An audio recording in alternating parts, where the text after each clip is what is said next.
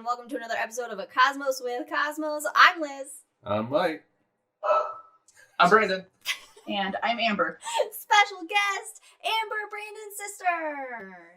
Amber Riddle, yay! Speaking of drinks, though, because it is Cosmos with Cosmos, and the normal Cosmos crew tends to partake in it, Mike, what are you drinking? The Tasmanian Devil. All right. Okay. Oh, I didn't know you can liquefy those. Okay. No. Pop one in a blender. Yeah. You need one of those like Vitamixes, though. You know, real powerful blender. Yeah, exactly. A food ninja at that point, yeah. It has brown sugar cinnamon syrup. It has peach vodka because I want to get rid of the peach vodka, so it's done now. Yeah, all right. It has Snapple apple Snapple apple. and Have an apple. ginger beer. Apple. Ginger beer. Okay, very Yeah, nice. so it's kind of a interesting take on a Moscow Mule. Okay, well, you like to do interesting takes on mules. Yeah. I don't know. All right. All right. That's a statement. All right. I don't know. Taken out of context, I suppose, could be a little rough. Brandon, what are you drinking? So I have the Molly Cobb, which if you're a For All Mankind's fan, season 4 debut, then Molly Cobb. Oh. What's in it?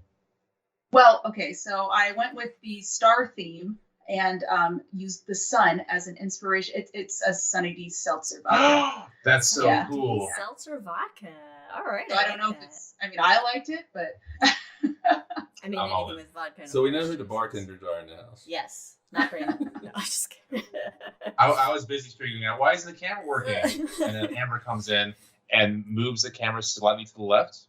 And there's a little cover. It's Yeah. always the most Uncover it. obvious thing that Oh. he misses. Yes, thank you, That Amber. doesn't shock me at Oh, all. wait a minute. I don't Yeah. like this Okay, anymore. just like time zones. Anyway, Amber, what are you drinking? I'll cut out the whole part about your profession earlier.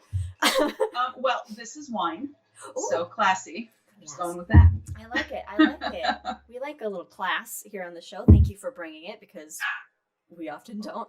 I am drinking a grab the bull by the horns is what I'm calling this one. It's really a classic revolver, which is bourbon, coffee liqueur, and orange bitters. And our dog Jack This is is a Jack, very Jack is hangover. whining.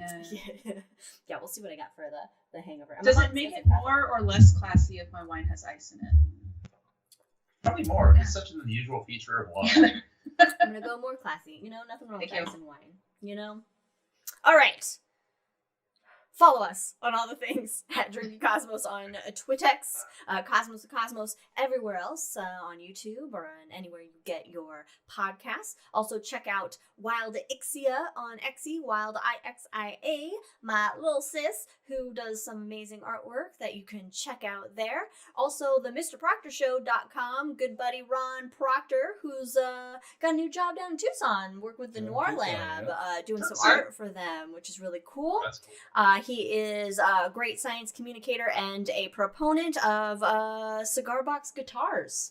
So if you want a cigar box guitar, contact Ron Proctor. Also, our good buddy Jack. Check out his planetarium over in Iowa, the Council Bluffs area, the Rolling Bluffs Planetarium.com if you're in the area and you get an awesome show and maybe some mooncakes. I don't know. I don't know if he brings his bakery items to his shows, but I would like some. Thank you, Jack. So. All right. I You know. know, I really appreciate all the social media. Let me tell you, because there's been times where like Brandon doesn't communicate at all with our mother for like. Whoa, weeks no, at a no, time. that's Oh. not And at all. and then Oh, I wow. have to Wait go a and see. minute. I have to like do like a check for I life. call every And single so- week Sunday at noon, and There in you fact, go, because then she will call me. she when would you tell don't. me. Remember that one haven't time heard I from think Amber he in a forgot couple days. that he Have you needed to heard call from his her mom for recently? his birthday or Okay. something, and he was like, "Oh wait, I Wow, gotta call my mom." this went like Yeah. from That zero didn't to happen. a This is gonna be really a quick. rough episode for Brandon. Anyway, let's get high Right.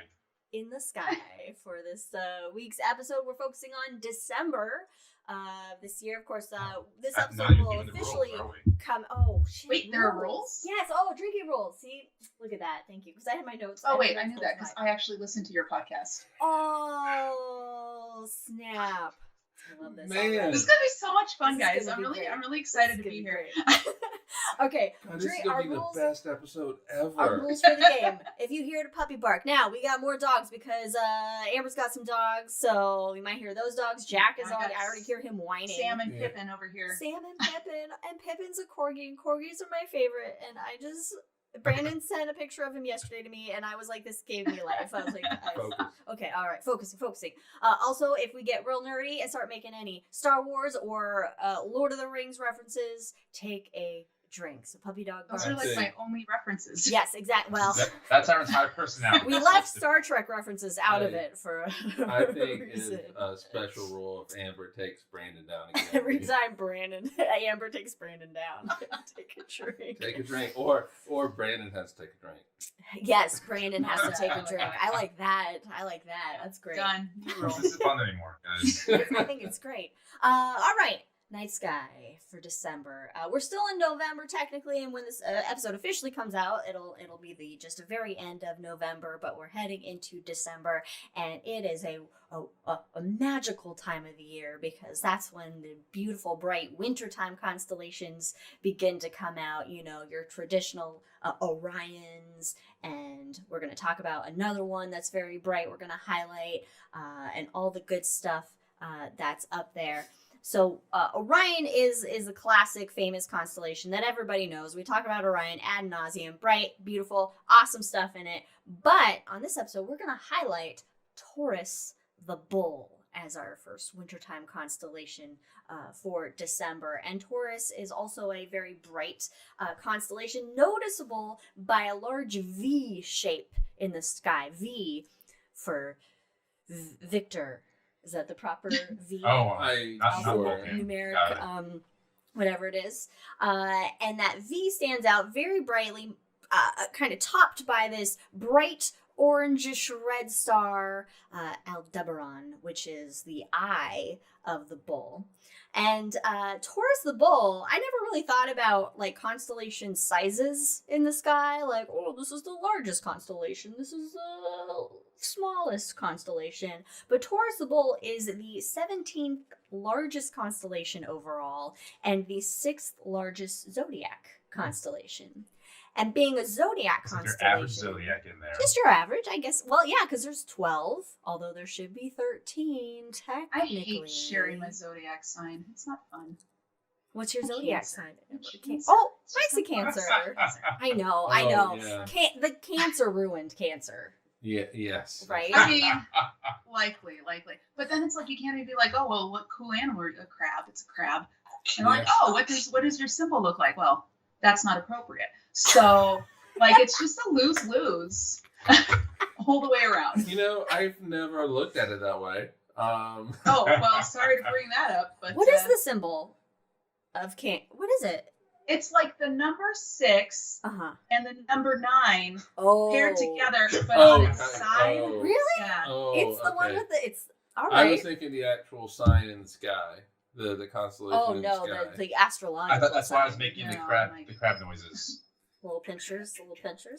I mean, crabs are cute. That Crabs was can be just on cute, table. like little crabbies, and they're also delicious. That is true. helps. That is So, true. you know.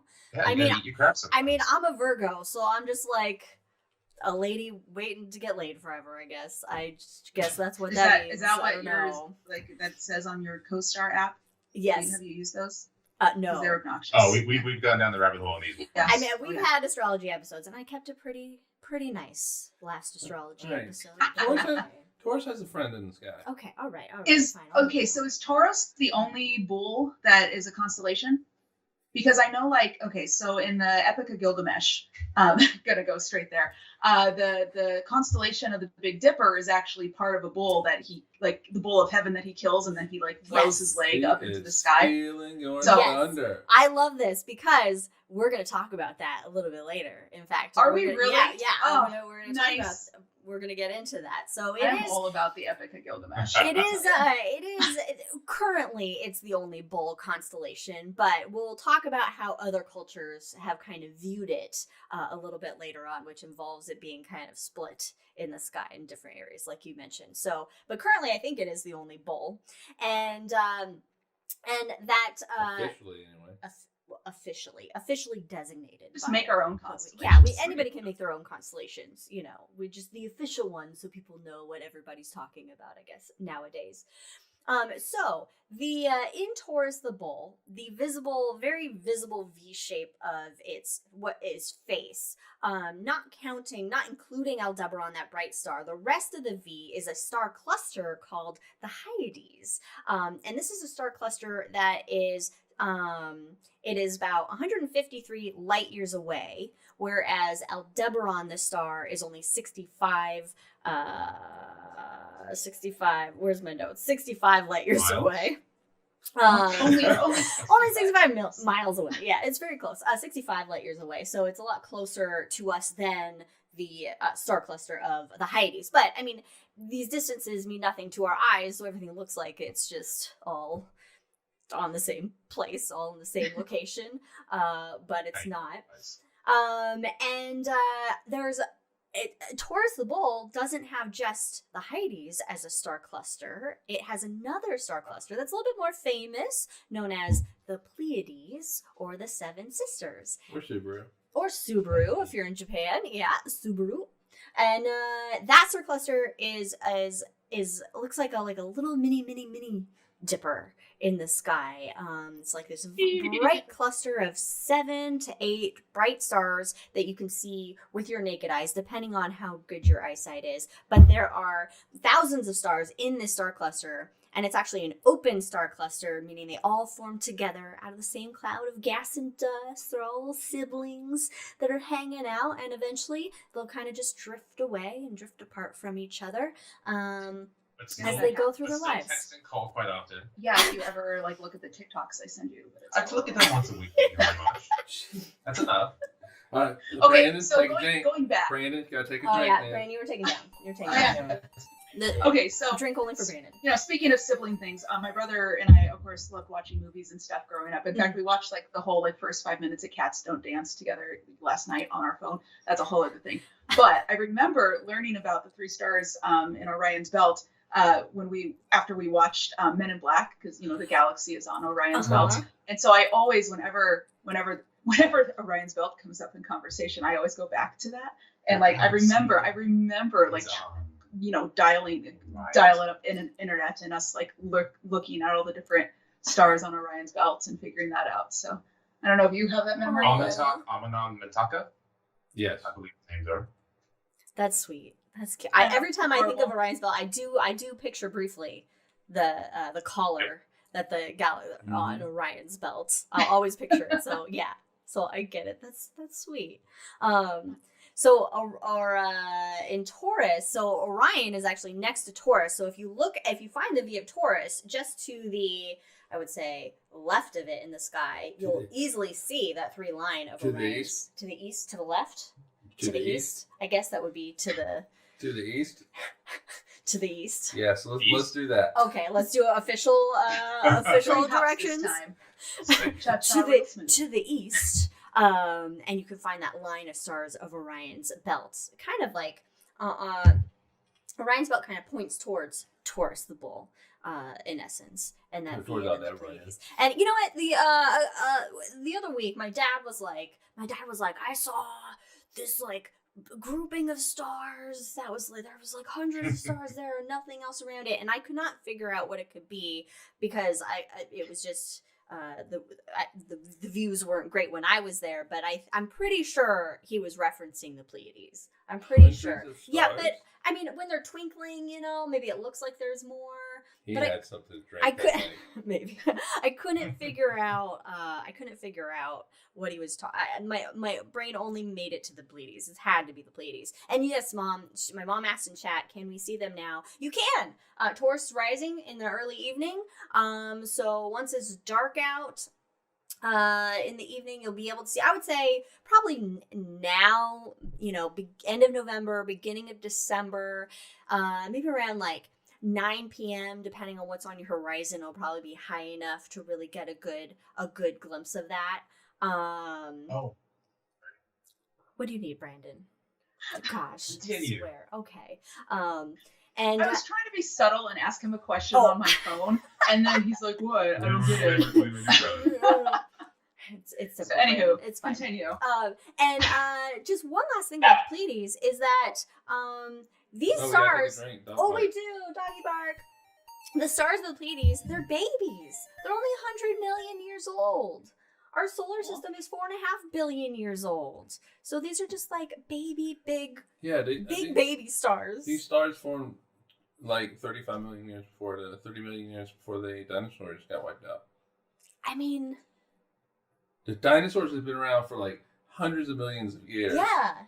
And Before the Pleiades come in right at the end of it. Pleiades were like, hey! And then an asteroid was like, hello. They got different plans. Now, if you have binoculars or really like a pretty, like a small telescope, you actually don't need a big telescope for this, but if you have a telescope, there's a very prolific nebula hanging out in Taurus, the ball. Very familiar. It's known as the Cancer Nebula. Just kidding. It's the Crab Nebula. But speaking of crabs... It's the Crab Nebula. It doesn't look anything like a crab or a Sideways 69. Okay. But it's the worst. I mean, I feel you. But this Crab Nebula is a supernova remnant. It's a star, a very massive star that went through all its fuel, and at the end of its life, it basically imploded on itself. And now what remains is the central core of the star, which is now a neutron star or a pulsar. And I believe it pulses every like 30 seconds. No. It's much faster than that. It's, milliseconds? Yeah, it's probably milliseconds. Yeah. 30 milliseconds. And it's kind of like you can imagine like a lighthouse. And when that lighthouse light kind of flashes around by you, that's kind of what we see with the pulsar, is that energy passes into our view. And so now we see this. Did Webb released an image? Did Webb get the Crab Nebula, or was it just the Ring Nebula? Oh, I think it was the Ring Nebula. I don't think. Okay, it did. I don't think. I know Hubble did. If Hubble Webb did. hasn't gotten the Crab Nebula yet, I am excited for Webb when Webb takes a picture of the Crab Nebula, because I mean the Hubble images of the Crab Nebula are phenomenal. So Webb is just gonna blow it out of outer space with its images. And what's really cool is the supernova it occurred in 1054 BCE, observed by Chinese astronomers, and it was visible during the daytime, and it lasted in basically naked eye visibility for 23 days. Wow. It could be seen 30 times a second. 30 times a second.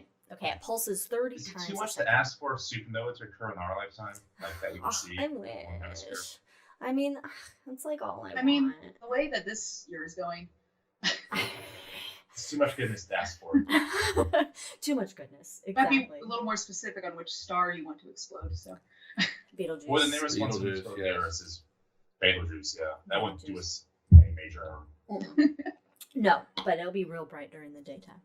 Yeah, any star can explode that won't impact us here, other than just being beautiful in the sky. Yes, yeah, we don't want the... I mean, although being wiped out by supernova might be better than what That's we're the going way to do to to go. ourselves. Well, it depends.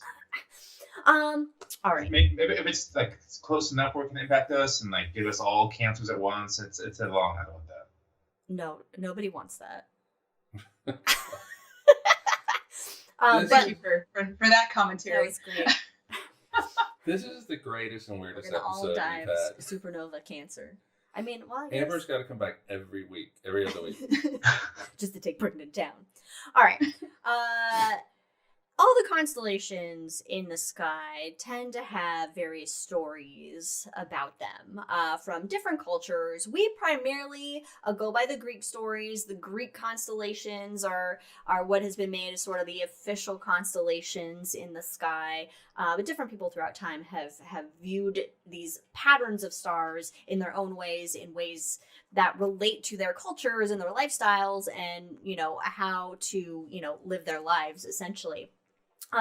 So Taurus the Bull, it was identified as far back as the Stone Age, essentially. And It's possible that it's actually represented in the cave paintings at the Lascaux. I can't say it. Lascaux, French Lascaux Same confidence. caves. I believe in The it. Lascaux caves, circa 15,000 BCE. They believe that an image, a painting in there, is actually supposed to be of Taurus, the bull. Oh, that's cool. Which is pretty neat. A typical Western folklore and the Greek myth is basically the usual happenstance of, Zeus turning into a bull, kidnapping some woman, and having his way with her. In this case, it was he kidnapped the Phoenician princess Europa, or he, turned his mistress Io into a bull to hide her from his wife Hera. Either way, he's a As little you do. rapey. Yeah. Yeah, as you do. It's the typical, rapey Zeus scenario. And he's kind of the worst. He's really, it's really not great. But it's also, there's also stories relating it to being the Cretan bull from the 12 labors of Heracles, or Hercules for the Roman version. Now, as Oh my far gosh! So another fun connection. So Men in Black, right? Yes. Agent Z was played by Rip Torn. Oh, yeah, yes, yes. Also does the voice of Zeus in the Disney Hercules. Oh, Fun fact. that is Oh, really? fun. Rip Torn does it? Okay. Oh, Rip Torn. I'm just gonna take my own little drink for him. Are we? Yeah. Are we Also, drinking? because that's one of my favorite names, is just Rip Torn. Right? Right? It's just like fantastic. But of course, think it's different not cultures ginger in again. here. So Amber brought up earlier the Babylonians. So the good old Gilgamesh, or Gilgs, as I like to just call him. Gilgil? Gilgs. So in the Epic of Gilgs, basically, Taurus is known as the bull of heaven. And so Ishtar sends Taurus to kill Gilgamesh for spurning her advances. She was Okay, like, so here's the deal with this. Okay, So give me the scoop. it wasn't just like her advances, yes, but Mhm. like she had like 12 other husbands or boyfriends or whatever that Go, girl. like as she was like done with them would like turn them into like animals and they would die and all this stuff. So then Gilgamesh becomes her next like interest, and he's like, I kind of saw what happened, not interested. And then she gets really upset, goes to her father, who's another god, and like throws a whole hissy fit, and then asks for the bowl of heaven. It's a whole thing, and it's kind of rude. But also Gilgamesh is not that great either. So I no, mean, fun facts.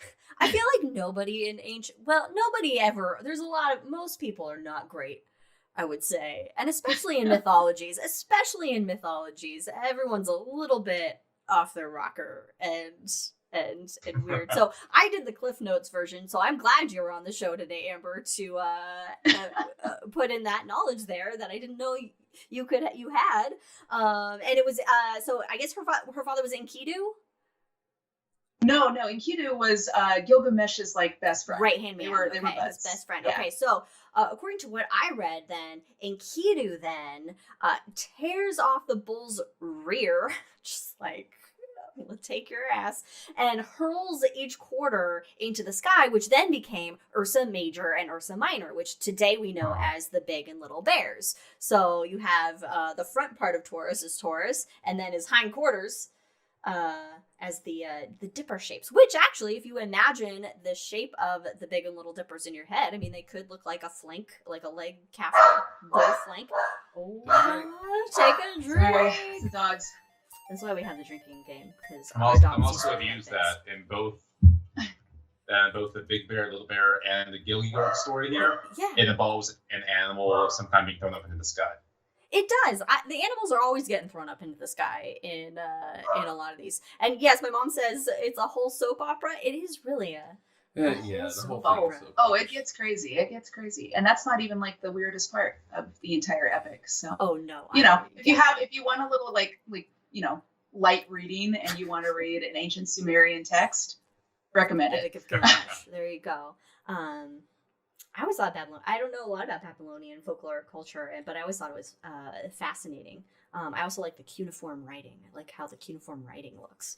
Now in Egyptians, for the Egyptians, it's also seen as a bull, a sacred bull that's associated with the renewal of life in spring when the spring equinox enters Taurus. Because Taurus, as we mentioned, is a zodiac constellation. That means it basically lies on the plane of the ecliptic across our sky, which is the plane of our solar system on the sky. So every constellation the sun travels through is then known as a zodiac constellation.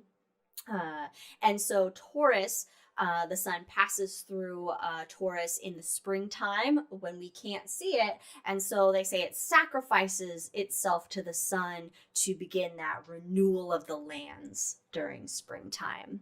And so you can see how the constellations, they're really intricately connected to the seasons, how cultures live their lives. They use them to know, okay, the flooding is the Nile's gonna flood soon, so the harvest is gonna begin, or whatever various agricultural timekeeping notes they need. They use the sky for that, and then they tell stories accordingly for what makes sense to them. Federico in chat says, for Latins, the stars of the Big Dipper were the 7 bulls. Oh, Septem Trionis.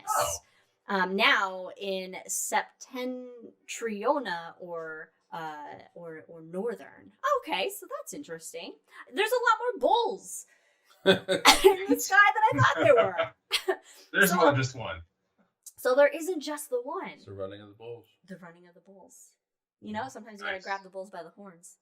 Oh, there you go. Now I'm just imagining like a bunch of bulls in space, just like moving their legs, not going anywhere. A little sad, actually. It's kind of like when you hold a dog in water and Oh. it just kind of Yeah. air paddles. Or when they try to run on our floors.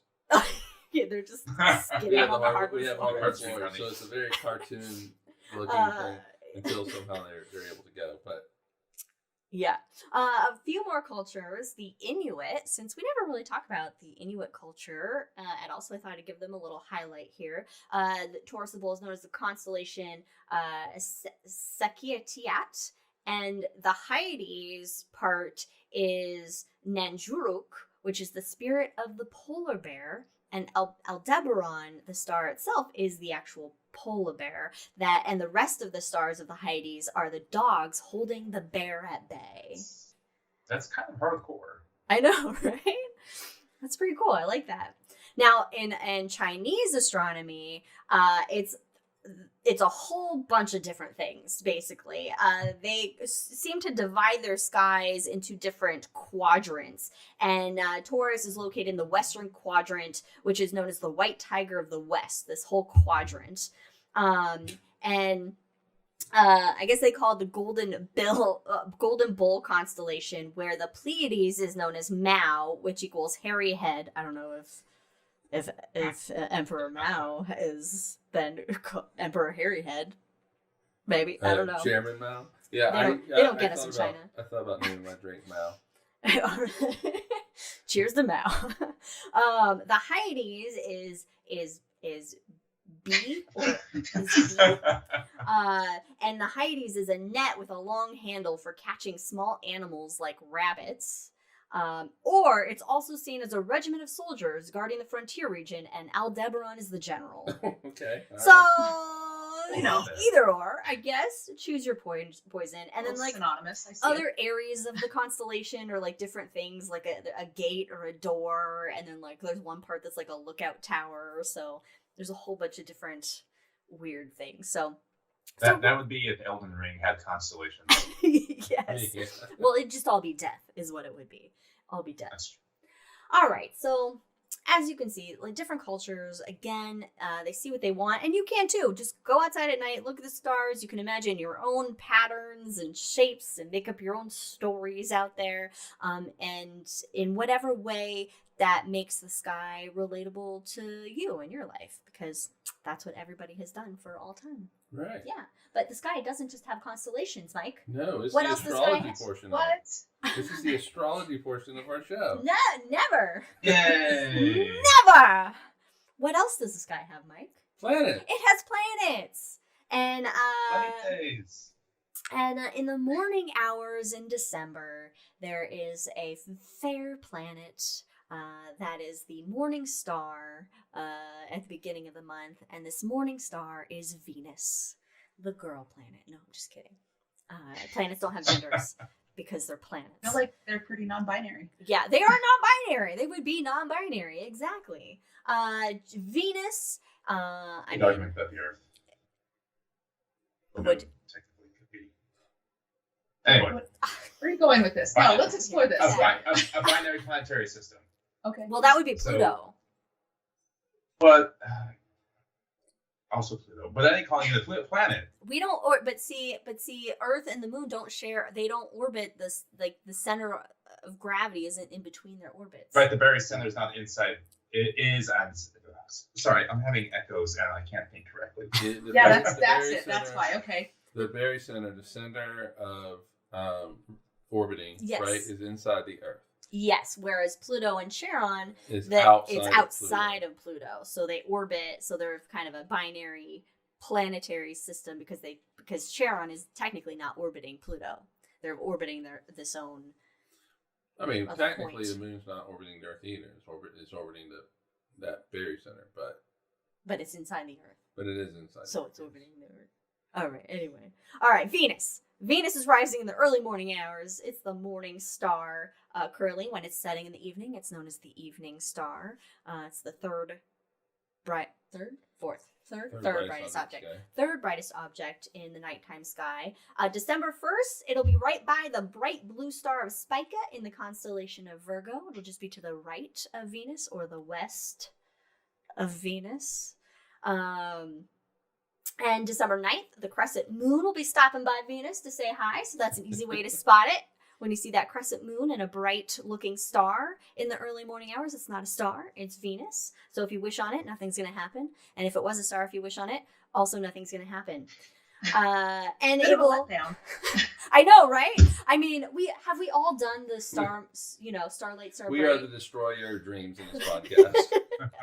Take your wishes and you can shove them. You can shove them right back down that well. We will finish out the year on December 31st with Antares and Venus, the bright red star in Scorpius the Scorpion. Venus and Antares will be So that's setting together. early morning hours. Early morning, like 5 a.m. I think the article I read said like 6 a.m. But yeah, I will not bear early. witness to that then. That's mid morning. I mean, that's when we get up for work, so That's- that's- But the highlight of all month will be our best buddy, Joopy Joops. Joopy Joops. Good old Joops. We won't think about the Greek/Roman god he's related to because that is, an atrocious god. But good old Joopy Joops, very bright. It's the fourth brightest object in the nighttime sky. So right after Venus, You mean in the sky? in the sky. Yeah. Well, okay, I guess in all of the sky. I don't have to say nighttime sky. Okay, but you see it at night. You're not going to see it during the daytime.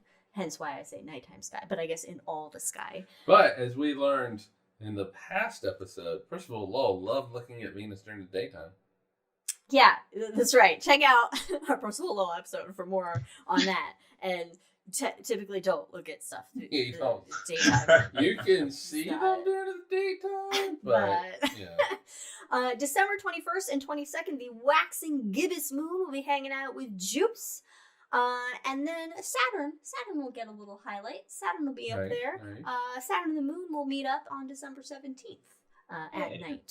So you can go out on the 17th and Oh, see you the know moon what and else see is Saturn. happening on I love December that this 21st? is sounding like a fun social calendar.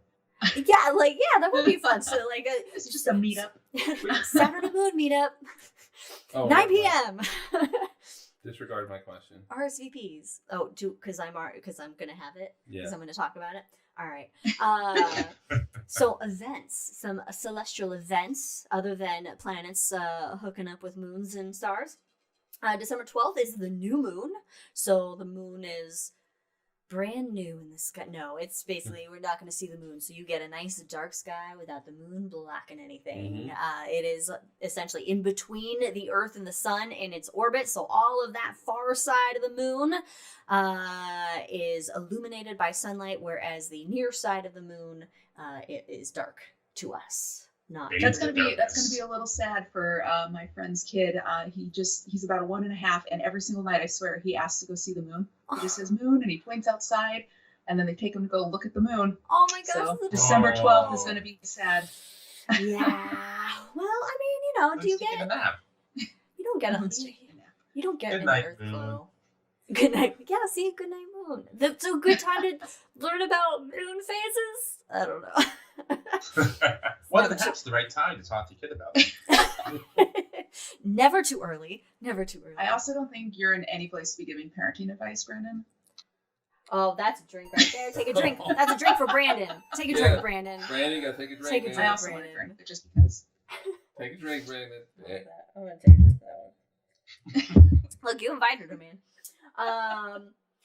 So for Did all you of, not know this was gonna happen, Brandon? Not a feeling. yeah, for all of you out there that are feeling a little dirty with all the consumerism that's gonna go on in December, you know, all that all the time. capitalistic, but it's an excessive capitalistic fervor that takes place in December. I've already, you know, Partaken.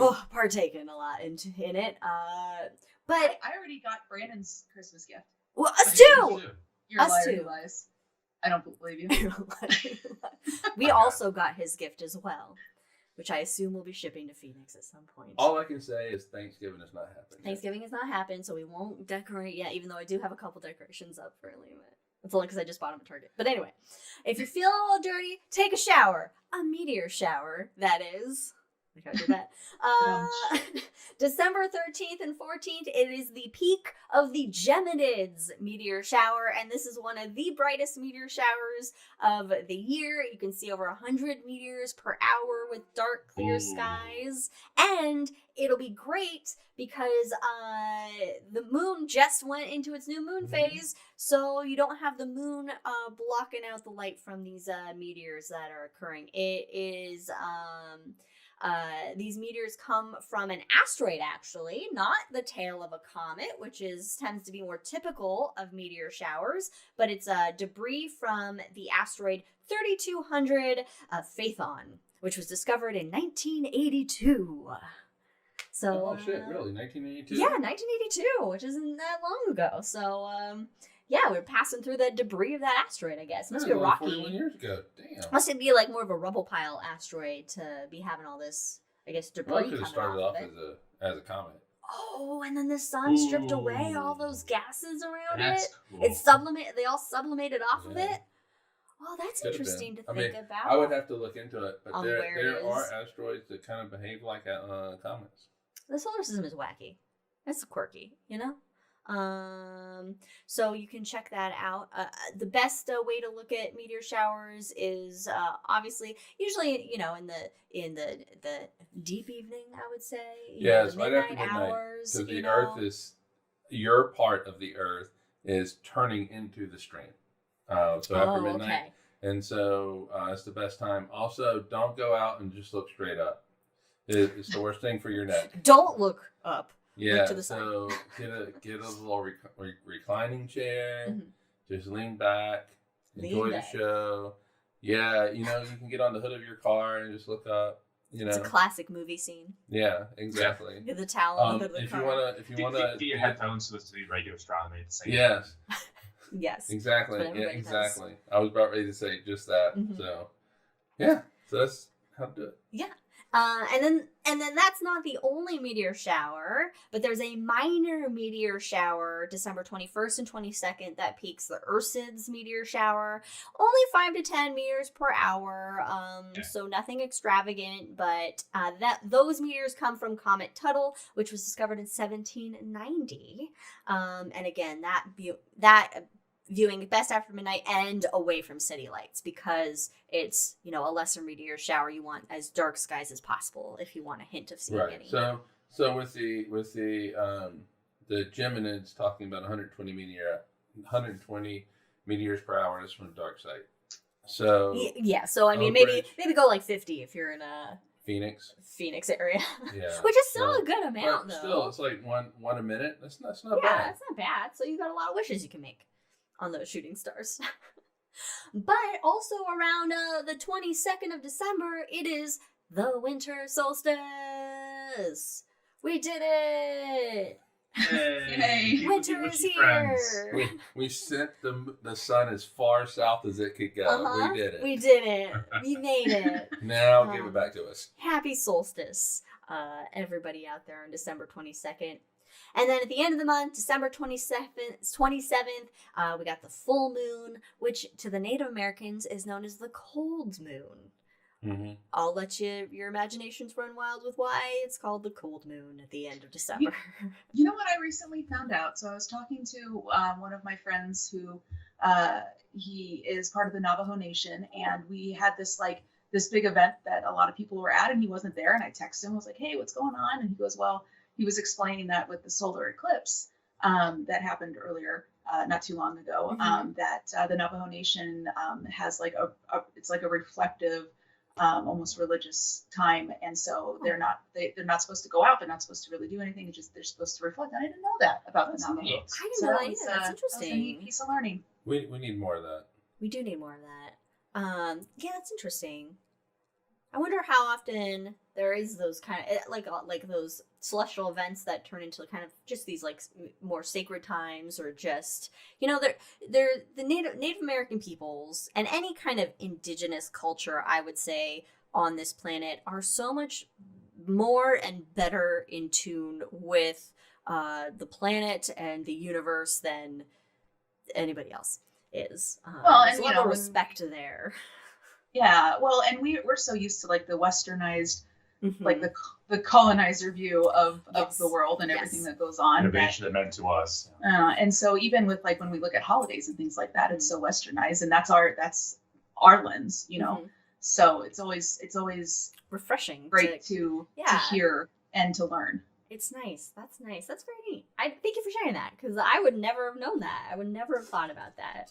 All right. So that's the night sky in December. So lots of things to check out. Of course, you know, we just highlighted Taurus, but there's a lot of different other, you know, constellations and things that you can see up there. We always recommend like a star app for your phone or iPad or whatever, if you're unfamiliar with, you know, just looking at the night sky, just to help you learn about it and identify what you're looking at.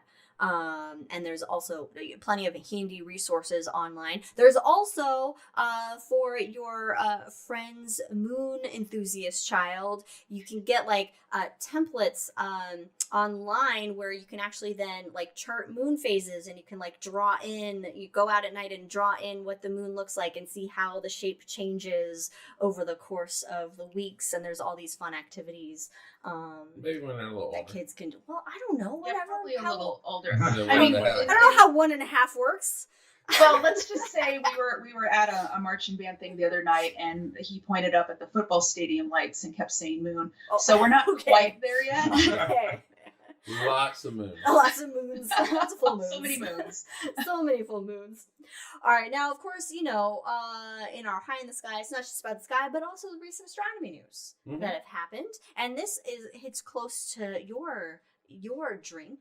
Yeah, it is. Yeah.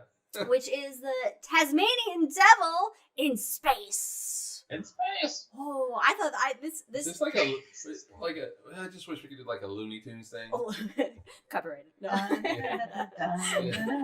Tasmanian devil coming just in, whirling in. Whirling this little in. tornado, which Exactly. I don't know where that came from for Tasmanian devils to have a tornado. When you see a real Well, Tasmanian devil, because you're they like, turn wait a around minute. really fast. Do they? Yeah, they spin in circles like boxers. Do they really? Yeah. Oh, okay.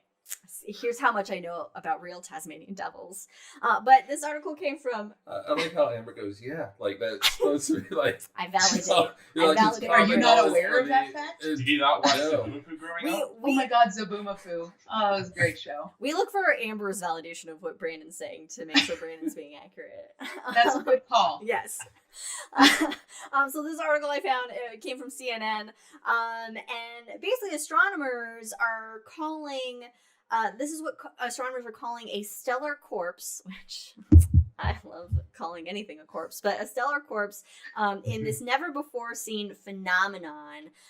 So it was a star that went supernova, or kaboom, as I have in the notes, 1 billion light years away. So the star exploded. And then, usually that's kind of like a star explodes, it lasts in brightness for maybe a few weeks or months, and then it fades out. But what astronomers saw was like these flares of energy that were in equal power to the original supernova event that repeated after the initial explosion. And this occurred back in 2022, way back in 2022. And God, so that really does feel like a long time ago. I know it does. I can't tell time anymore. Welcome to my life. So the original explosion was an ordinary super kaboom, supernova. But I guess what they're calling this, like, these, like, extra bursts of energy, these, like, extra subsequent explosions, I guess. They're calling them luminous fast blue optical transients. Which almost was my drink name. or Luftbot. LFBOT. Because, you know, space people like their acronyms. Liftbots. So liftbots are bright in blue light, and they reach peak brightness but then fade within days versus your typical supernova outbursts, as I had mentioned a second ago. And they're not sure what the cause of this is. Like, what's happening to cause these extra explosions, basically, that are happening. And these extra bursts emit more energy than an entire galaxy of hundreds of billions of stars like the sun, according to Jeff Cook. So extra. I know, right? Like, this is just an extraordinary amount of energy. And 15 observatories have tracked this devil. And the flares are only lasting tens of seconds. And the possible explanation that is being hypothesized so far is that the underlying cause could be the remnant, the stellar remnant that formed by the initial explosion is like a dense neutron star or a black hole, and either of those objects are possibly taking on a lot of matter in some way that are fueling these subsequent outbursts. So material falling onto the object and causing it to go boom. I mean, you think you would see What was that that more noise? often, though. What was that? What was that noise? Boom. That's how it does it. I like the hand motion Thank originally you. too. That was solid. Thank you. This is an accurate depiction of the poo-pooings. So, Like I'm there. so more research on Luftbots is needed for the study of lives of stars, because after all, the devil's in the details. Yeah, I'm gonna drink. Yeah. I'm gonna take one for myself. Yeah. In the notes I have after all, and then I have a bunch of dots It's in just- 2 The lines dots is like to get miles to my long. punchline. Yeah. Another event, another piece of astronomy news is from Live Science. Aurora on the sun. We're all familiar with aurora here on Earth. The aurora borealis, the northern lights, the aurora australis, the southern lights, when, you know, energetic particles from the sun interact with our atmosphere and create this pretty light show. Mhm. That happens. We've seen aurora on Jupiter, aurora on Saturn. We've seen aurora on other stars even, but not the sun Aurora until on now. other stars? Yes.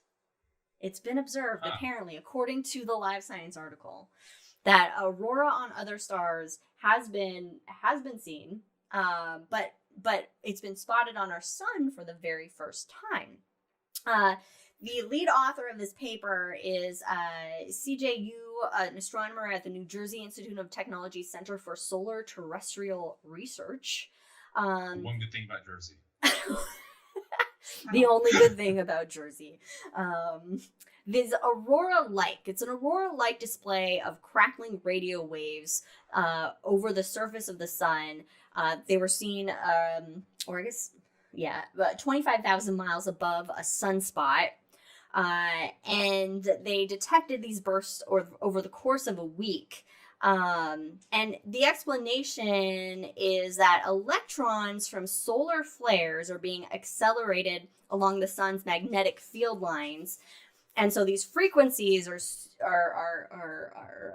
super high, ranging from hundreds of thousand kilohertz to about 1 million kilohertz.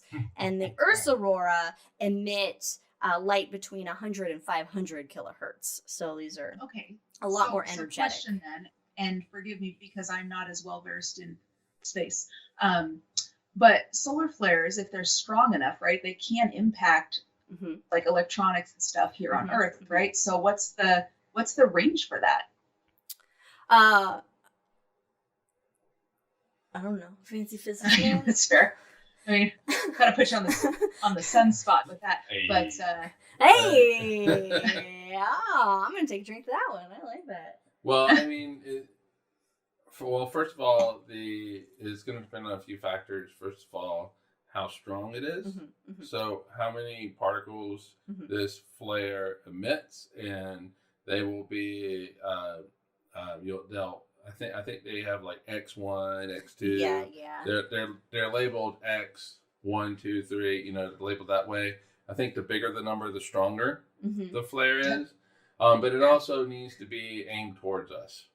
And so that's probably not going to happen. But yeah, and usually I think it's when the really big ones, which are known as coronal mass ejections. Those are the ones that are like the dangerous ones. Right. That if they're pointing in our direction, can have an impact on our technology. And of all time, we'll have a heads up, so we can put the satellites on the upside side of the Earth when the CME comes by, if there's enough heads up. But also these flares. Mhm. I mean, these flares. The particles are not energetic enough to get here because they get caught in the magnetic field, so they're dropping back down. They drop back down. Okay, and then that's So what's they're really kind of no giving threat us, to us at all. and that's what's giving that aurora effect, is because Yeah. they're kind of dropping back down and they're interacting with the sun's magnetic field lines itself, versus where our aurora is the sun particles interacting with our magnetic field. Right. So for our aurora, meanwhile, fast forward 93 million miles, the particles they are strong enough. The solar wind, whatever, strong enough. They leave the sun's influence. They get caught up in the Earth's magnetic field, and they will bounce from pole to pole. But on occasion, one of them will hit an atom in the atmosphere and make the aurora that we have here on Earth.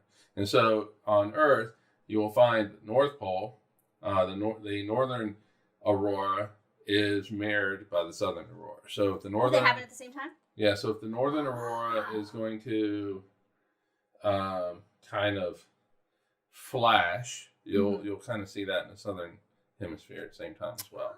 I never considered, of course, it would happen like that, but I I never know, thought it occurred at the same time. I know, I never thought of that either, but Which makes sense, but yeah. Mm-hmm. And so this is just a new way. Did I answer your question? I don't think I did, though. I don't feel like I did. I mean, there were pieces for sure. I mean, it did help clarify, so I do appreciate that. Yeah, I mean, basically, the particles are not strong enough to leave the sun's magnetic field. This is just another new way, kind of, to study the sun's activity. Now that this has been observed, because it's definitely important to study the sun's activity because it can directly affect us. Because it's a fucking star right next to us. Yeah. And we want to be here without it. Another piece of astronomy news coming from skyandtelescope.com or magazine, .com. Asteroid samples show signs of ancient water, which is to be expected based on hypothesis. You know, this is what we kind of astronomers have figured, that a lot of asteroids, being the pristine remnants of the formation of the solar system, possibly have ancient water in them that could have helped seed the Earth with water in the past. And so Ryugu is a spacecraft that brought Ryugu is the asteroid that we sent the spacecraft Hayabusa to. Hayabusa! It's a planetarium joke, What? everyone. Wait. Sorry. I don't get the joke. It's a planetarium It inside is joke. completely a planetarium joke. It's a planetarium inside All right, joke. so for those. All right, explain the so joke. basically, there was it used to be it seemed like every conference there was a show, an update about Hayabusa, and oh god, what was his name? I can't remember his name, but he worked for Godot. Was it the one white guy? Japanese. Yeah. Oh man, he lived in Hawaii. Ken. Something. Ken. Every time that he said Hayabusa, there would be like a small group in the audience that would yell back Hayabusa to him. And it just became It became a thing. It became just a thing. And every time somebody says Hayabusa, you'll have somebody repeat Eventually Hayabusa you'd be back. like, Hayabusa. So I had to put that in there. So Next time you hear it, you can just join in. I'm just yelling Hayabusa. So Hayabusa 2, it returned a sample of Ryugu of more than 5 grams, which is the amount in a U.S. nickel for so a lot. No, it's really it's a small. I mean, it's a quite lot. a bit It's that you quite could a bit. actually. I mean, it's material that came from an asteroid that came back to Earth, so scientists could study it. So it's a pretty cool thing. And previous studies have found that Ryugu is likely a carbonaceous chondrite. It's a type of asteroid that's rich in carbon and volatiles, including water and other organic materials. And when any astronomer or anybody talks about organics in space, they don't mean like life in space. They just mean organic molecules. Yeah, hydrogen and carbon. So usually most elements in these asteroids are similarly distributed across Ryugu and its carbonation siblings. So you have like this equal distribution of these elements. But they found that the distribution of chromium doesn't quite follow the same pattern in Ryugu. And so go for it. No, I just said I knew it. Oh, okay. Different distribution. I know. And so they were measuring the ratio of chromium 54 to chromium 52. Look, I don't know what that means. So chromium, apparently, it dissolves in water. And because of this... Well, they're different. One has more neutrons than the other. I don't know what that means. I don't know. I saw the word isotopes, and I was like, I don't know. There's isotopes involved. All right, so you take it away, fancy physics man. Well, I don't know the atomic number of chromium, so I'm going to say 46? It's probably around 26. Okay. And so you would have the chromium 52 would have say 26 protons, 26 neutrons. And that 52 means it's the total number of protons and neutrons. Whereas the 54 is going to be 26 protons, because that's what defines it as a chromium atom. Oh. And then it's got 54. It's got then 28 neutrons. Oh. Okay. The more neutrons, though, you have, the more unstable it's going to be. Oh, okay. So, so neutrons make you a little more wacky. yeah. Make you a little more unpredictable. Next time someone's being unpredictable, be like, "You've got some more neutrons in you today, bro." You feeling neutron-y? That's why Jimmy Neutron maybe there is all there we go. Okay. And they would look at you like, what the hell are you talking about? So because chromium dissolves in water, water-based chemistry set chromium's distribution within the asteroid like long time ago as the solar system was forming, and it preserved a record of past water exposure. It's like ice core here on Earth, you know. It's a record of the water that formed with this asteroid a long time ago, and so. These asteroids, the carbonaceous chondrites, they rarely survive like an impact to the Earth's surface. They're very hard to study in that sense because they break apart easily. They get burnt up in the Earth's atmosphere much more easily than, say, like a more metal-based asteroid, so to speak. Why do I feel like I can emotionally relate to this? It's probably not a great thing. It makes sense. Just let's divide personality types. Like, what type of asteroid are you? Are you a metal-rich asteroid? Are you a carbonaceous chondrite? You know, how sensitive you are is the type of asteroid you are. We should start a new school of psychology or whatever it is. Where... Asteroid personalities. Based on asteroids, yes. So among the most water-rich asteroids, those are believed to hypothesize to help deliver like the water to Earth during impact, and kind of seeding that water along with comets. And that water-based chemistry would have happened when Ryugu was still a part of a larger parent body before that body broke up and the rubble kind of lost its water. So it's saying, hey, a long time ago, as the solar system was still forming, hey, these objects were more water rich than they are or seem to be now that they've dried out through the past 4.5 billion years. They need a little bit more lotioning, I guess, a little more moisturizing. Yeah, got to keep your moisturization up. And then we just that one episode. Just the one moisturize me. Is it really? With the face? With the face? Season 1. The face? Yeah. Oh, God. Okay. You've only seen one Doctor Who episode? Everyone's so... Yeah, and rightly so mad at you. What are you doing with your life? Okay, I can't. I didn't know you were a Doctor Who I fan. ask him that all the time. Love, I haven't seen the I haven't seen the most recent stuff since the Brandon female is doctor having a rough started. day. Which is ironic. He's having a rough episode. He had technical problems. But apparently he's got an article to talk about on here with one bullet point. Right, one bullet point. Quickly add to this. Oh, this is happening. So ULA is United Launch Alliance. It was like the premier launch company for decades. It was combined from Boeing, Lockheed Martin in the late 90s. And suddenly, because of the market and SpaceX taking all the rockets and customers, they're for sale. It's absolutely insane. Because they used to be the big dog out there in space. And suddenly, because SpaceX is considerably cheaper and they launch more rockets, the profits margin is completely drying up. Wow. Well, how much is it going for? Like, I got like $50. Yeah. And I have a 26. So if we add them If together. we combine the CWC right. launch agency. But the thing about ULA is their rockets are extraordinarily consistent. Like, they are reliable as everything.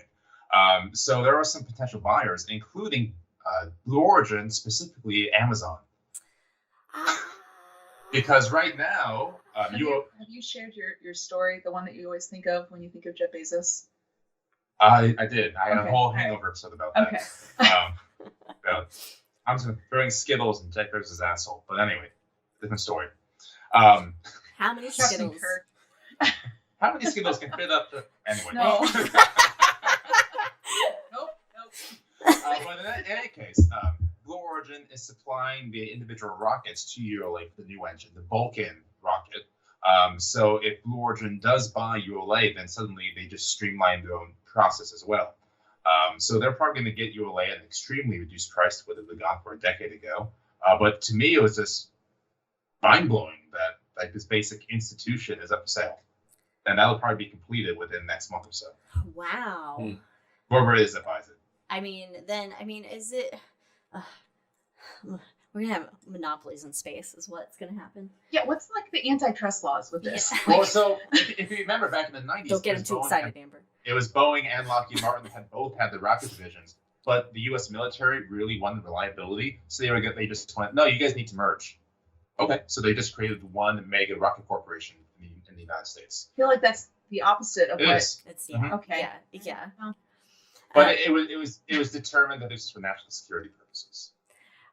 Jack in chat says, I was hoping Bezos just wanted ULA's South American launch sites for his new vacation location.